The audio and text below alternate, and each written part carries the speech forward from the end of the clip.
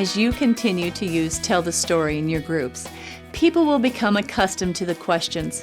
This can be helpful, but it can also become routine and perhaps not quite as exciting. We recommend that you mix up your questions in order to approach stories differently. This will keep it interesting for you and your participants. Not only that, but new questions lead to new discoveries. In these next video sessions, you will notice a variety of other ways that questions and stories can be addressed. Notice what Ray shares just before telling the story. Why would this introduction be important? How does it impact the story? Brief introductions can help bring together important details without adding a great deal of length to the story. This video will show visual cues for Step 2, Tell Each Other, and Step 3, Group Tell. If you are watching this video with a group, take the time to go ahead and do each step together. Simply pause your player, then continue when you're ready. Step 4, talk about them. Notice the kind of questions that are being asked. Can you see yourself asking similar questions? What do you notice about the use of notes for the facilitator? What does this suggest to you? As you watch and listen to the discussion, what do you notice about how Ray continues to lead the discovery forward? Is he teaching? Is he lecturing? What tools does he use in helping the group to discover truths in the story? What will you need to learn to do in order to lead a similar group? What transition word does Ray use to move the discussion into application?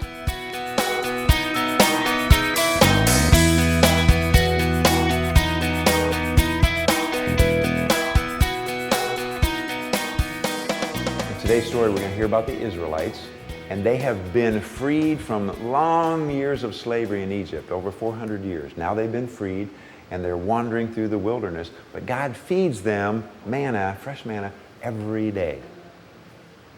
And then here's our story. The Israelites traveled from Mount Hor along the route to the Red Sea to go around Edom. But the people grew impatient along the way, and they grumbled against God and against Moses. And they said, "Why have you brought us up out of Egypt to die here in the wilderness? There's no bread and there's no water, and we can't stand this miserable food." And the Lord sent poisonous snakes among the people, and they bit the people, and many of the Israelites died. Then the people went to Moses, and they said, "We've sinned when we complained against the Lord and against you. Please pray and ask the Lord to take the snakes away from us." So Moses prayed for the people. And the Lord said, "Make a snake and put it up on a pole, so that then when anyone is bitten, they can look at the snake and they'll live." So Moses did that. He made a snake out of bronze and he put it up on a pole, so then when anyone was bitten, they could look at that bronze snake and they would live. That's our story.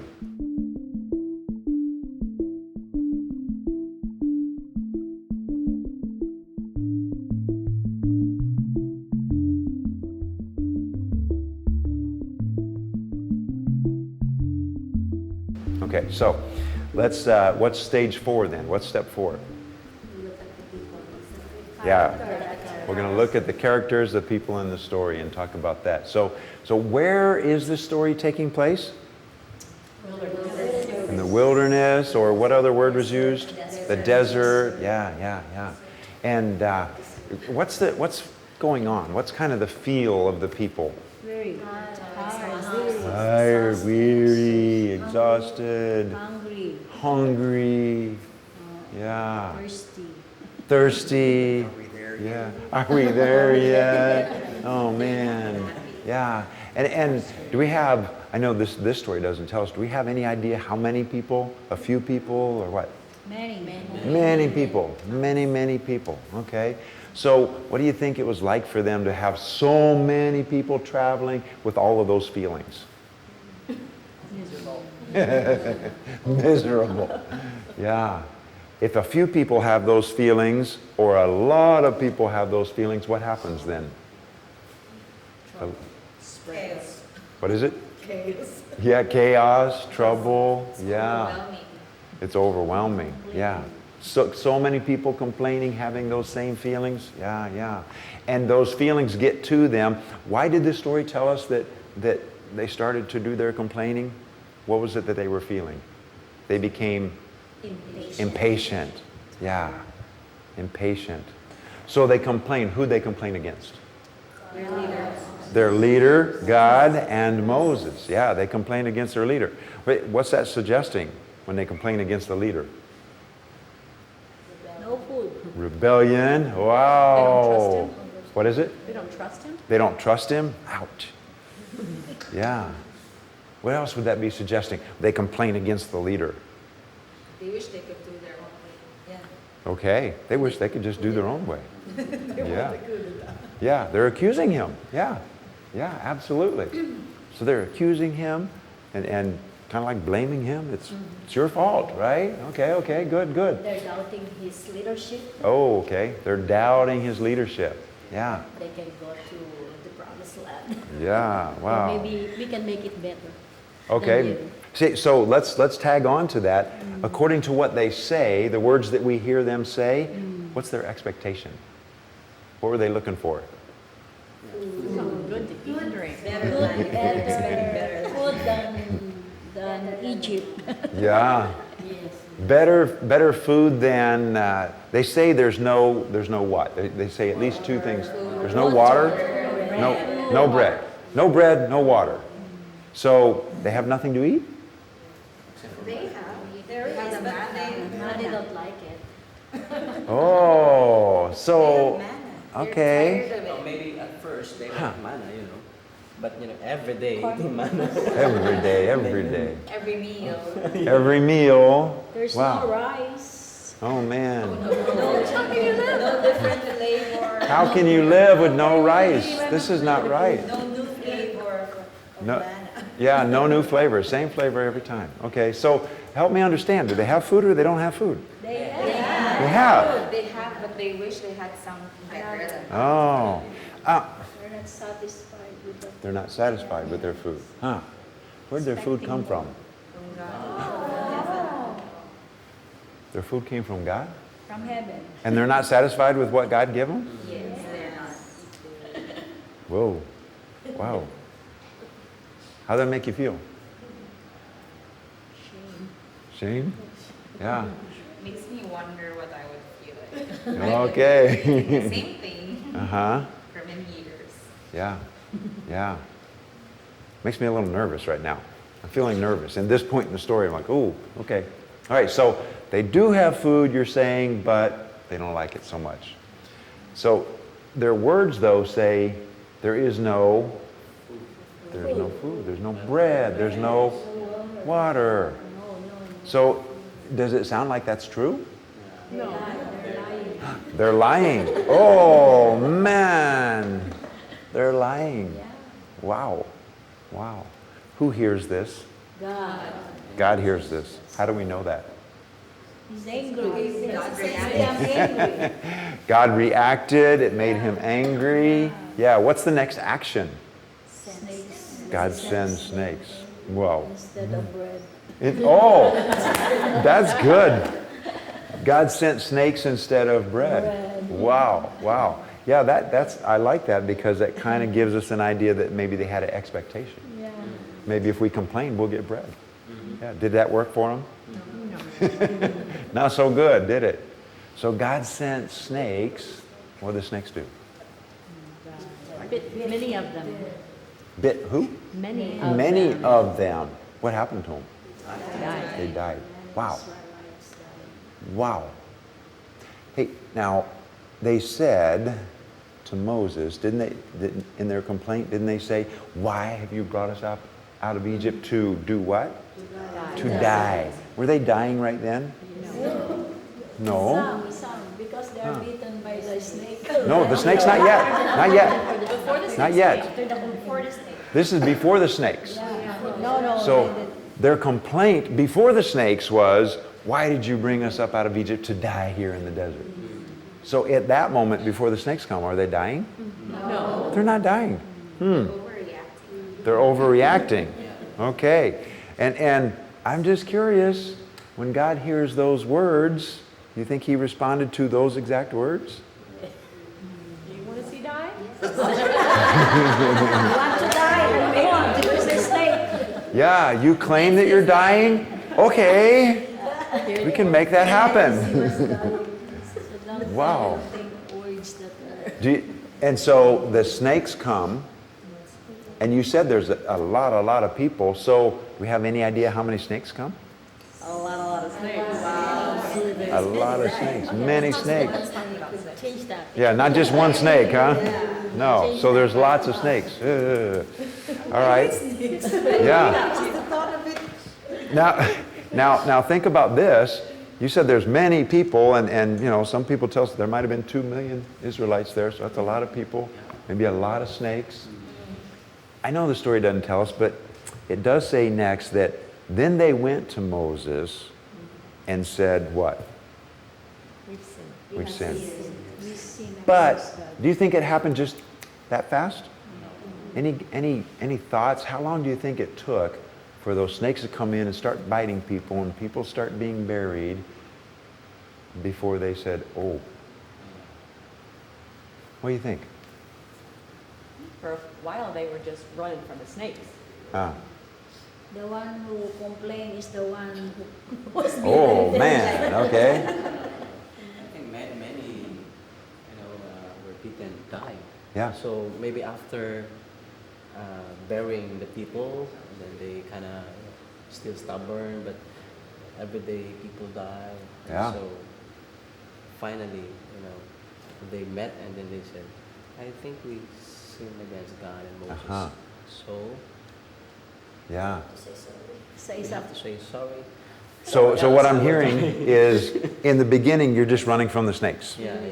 Not really thinking about it, just trying to get away from them. Yeah. And then comes, people are dying. And now we need to start burying people. And then it happens more. And then finally, at some point, it's like, Wow, madam, is getting me. ah, Or maybe they are just relating their Egypt experience of the plague. Maybe at that point, maybe they are thinking, oh, maybe this is one of God's plague because Pharaoh sinned and maybe we sin too. That's why God sent this okay. humongous. And you're referring to the plagues from when Yeah, they were in maybe Egypt? And I'm thinking Okay. they are relating it, what they saw, they experienced Okay, yeah. to this. Okay, This is- all right, good. Now, time out, little teaching moment. Was that in this story? No, it's not. No. Okay. So we need to be careful about it. If you're doing a series of stories and you already did the plagues and you did their time in Egypt, this is perfect to refer back to that. Today we didn't do that, so we want to be careful. If your group doesn't know about the plagues, you might get confused. What plague? I didn't hear a plague. And they might not want to ask. They might just think, oh, I don't want to seem dumb. I don't remember the plague. But that's a great point. They might have been thinking from their own experience, hey, maybe we did something wrong like those Egyptians did something wrong. So again, let's just kind of check. Do you think it was real quick or kind of took some time before they realized we need to go back and talk to Moses again? Yeah, took some time. So again, there's going to be another time lapse, some certain amount of time that goes by there for these things to happen. And while this time is going on, what's happening? They're getting bit. People are getting bit. And when they get bit, what happens? They're dying. Yeah. So what's life like on a daily basis then? Diminishing people. What is it? Diminishing life. Wow. They're burying people every day. They're scared. They're scared. Yeah. Probably scared. Who are they burying? Loved ones, Who are having convulsions because of the poison. Their family members. People they know. Not just strangers, right? They're burying people they know. Wow. It's becoming personal to them. It's becoming personal. Yeah, absolutely. Yeah. So as it becomes personal, and however long this took, because we don't know, but probably it took some time, then the people, go back to Moses and they say, we have sinned. And what do they claim their sin was? Against God Yeah. and Moses. When they spoke against God and spoke against Moses. So they've thought about that, right? They've recognized that. Okay, good. And what's their request? Pray. Take the snakes away. Please, Moses, pray to God to take the snakes away. That's their request. Is that pretty clear what they're asking? Yeah. Yeah. Does God respond? Yes. Response. Yeah. How they think. Yeah. Did he answer their prayer? Let's his take way. away the snake. This way. But there's another snake. There's a Okay, okay. There's a condition. Okay. I like that initial response as I was watching you. Some of you are like, yeah, no, in a different way. I like that. It's like, With did God instruction. answer their prayer? Yeah, no. Yes, but different. That's great. Not the way they expected. Yeah, and not the way they expected. So he did answer. What was his answer? And who did he answer? Moses. He answered Moses. Make a snake and put it in a bowl. Yeah, make a snake, put it on a pole. Why? Those who are bitten, when they look at the snake in the pole, will be Okay. healed or live. Okay. Wow, this is a really interesting situation. Make a snake, put it on a pole, then Look when they get bitten, so where are the snakes? at the pole. They're still. Well, one is on a pole. Where's the other snakes? The poisonous snakes? Still there. Wow. They're still there, still waiting to bite people. Man, oh man. Look up. So they Yeah. don't take their eyes off. So some people just want to walk around looking at it. Okay, okay. Hey, I'm curious, as you were mentioning, family members are being bitten, right? And being buried. Do you suppose any of the people got mad at God? Because he took away their wife? Took away their child? Perhaps some people got mad? Yeah. Okay. They were already mad at him for the food that they have. How much more losing a loved one? Okay. So it's possible to still have that kind of feeling. Okay. Maybe for some, it's different too. Yeah, sure. So for some it could be different. So what other things might some different people be feeling? Some people are going to feel mad because God sent these snakes and now he took away my family member. What other things might different people be feeling? Sorry. Sorry. Yeah. Some would feel sorry. Sorry for what they have spoken. Yeah. Good. What else do you think? They will realize their action, the Okay. consequence of their action. Okay. Yeah, some might realize as they think about it. Self-evaluation. What did I do? Right. This thing happened to my family or my loved ones. Yeah. Maybe something wrong that I did. Okay, okay, good. So as they think about their actions, maybe they realize that who's to blame then? They are, yeah. Wow, wow. So in a big crowd, you think everybody's going to think the same thing? No. So there'll be different thoughts. So eventually, they go back to Moses. And then God gives those directions. Make a snake, put it on a pole. Then when anyone is bitten, they can do what? Just look at the They can look at it and what will happen? They'll live. They'll be healed. Okay. So the snakes are still there. They're still biting people. Okay. And those feelings are still there. Some people are sorry. Some people are thinking about their actions. Some people are angry. So do you think that everybody that got bit looked at the snake? maybe not. Oh, maybe not. I have a question. Yeah. Did it say that they'd be healed or that they'd live? Yes. So if they lived and they didn't get healed, they got a nasty snake bite. Yeah. Well, the That's- snake bite would come first, right? Gonna hurt. Yeah. They'd live, but they still got to deal with the consequences Uh-huh. of their sin. Yeah. Yeah, yeah. Wow. The wound will be still. That's interesting because then it makes me think of this. When they get bit, they have an option, right, to look at this other one. And you just said maybe some people won't. But even if they do, for the people who did and they lived, We still have that. where's the poison?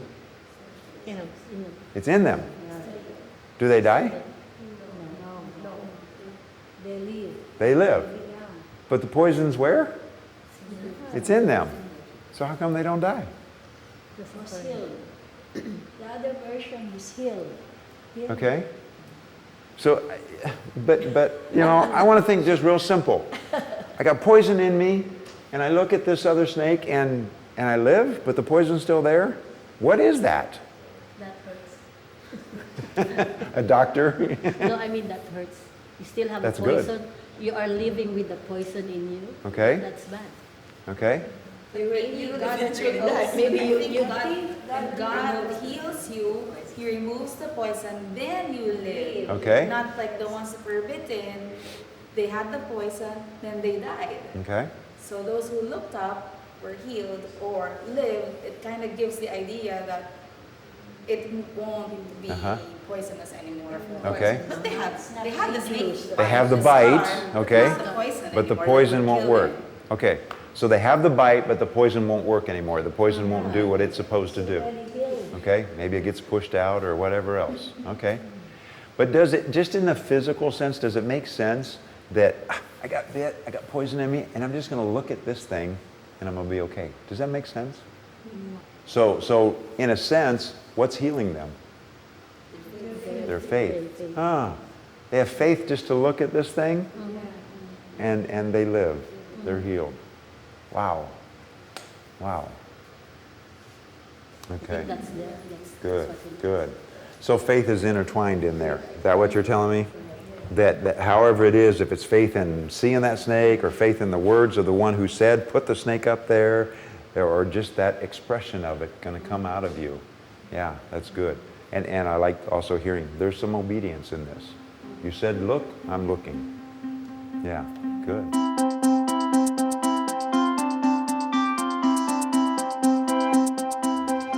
So, do you suppose then, the story doesn't tell us, but from the different pieces that we've said here, thinking about people and crowds and everything and how everybody doesn't respond the same, do you suppose that everybody that got bit after that time looked at the snake? Oh, that's What's that? that's interesting, you know, because those snakes are still there. Yeah. But when they look at the bronze snake, they got healed. So what's next? Okay. Something like that. So Okay.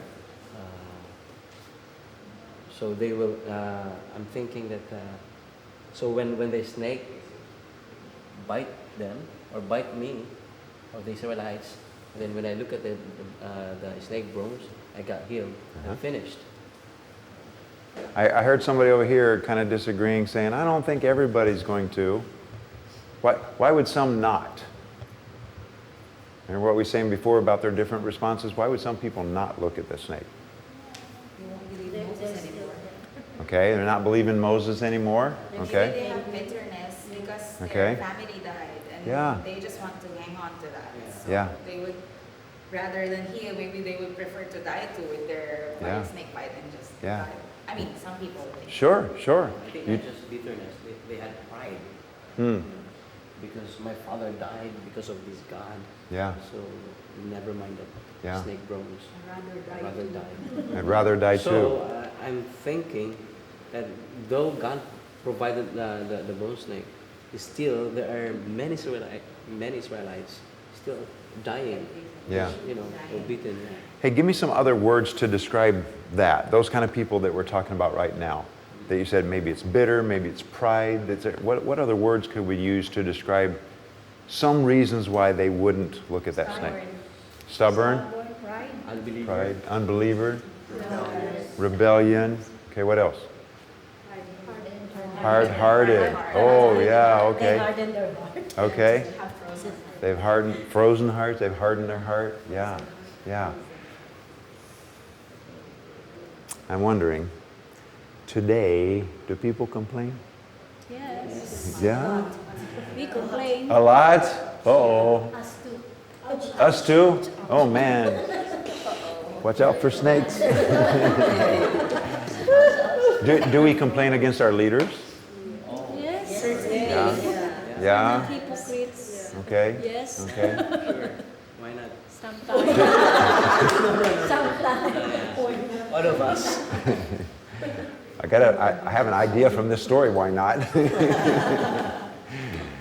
When we complain today, does it always serve us? Does it always help us? Not how we think it should, Yeah. Not how we think. or we think we'd like it. Yeah. Yeah. Okay. So sometimes complaining, does it help or hurt the situation? It hurts the situation even more. Sort of like their situation got worse. Yeah. When we complain today, what are some of our reasons that we complain? They have their reasons in the story. What are some of our reasons for complaining? Things are not happening the way we want or as quick as we want. Okay. Now, when we have those kind of issues today and we pray, do we mostly know what we want God to do? Yeah? Yeah? Do we sometimes tell Him? Yeah. Yeah. Do we often tell Him? Yeah, okay, God, if you'll just do this, that'll fix it for me. Yeah. Yeah. How many of us have prayed that? Ouch, yeah. I think we've all done that, right? Does it always work out that way? No. Yeah. Has God ever answered your prayer but done it differently? Yes. Yeah. Absolutely. Absolutely. How do you feel when that happens? Shame. I'm ashamed. You're ashamed? Okay. What else? Guilt. Guilt? Okay. Sometimes surprised, anybody? Yeah. Okay. Sometimes surprised? Overwhelmed. Overwhelmed. Okay. God answers in a different way. Yeah. You're praying, expecting one way, and God answers in a different way, and like, oh my goodness, that's overwhelming. Okay. It's like sometimes we will think God is making no sense. Yeah. What are you doing? This doesn't make any sense. Okay. But later on you will realize Okay. it's really His way. Yeah. Later on. So it takes some time before you realize, well, it's okay. Yeah. What does it take to get from that moment of complaining and kind of telling God to get to the, it's okay, to the realizing? Yeah. What happens in between there? Hurt. You're hurt. You're hurt, okay? Sorry. You feel for sorry, yourself, okay? asking forgiveness. Asking forgiveness, okay? Or sometimes we go through consequences of even Yeah, the complaints.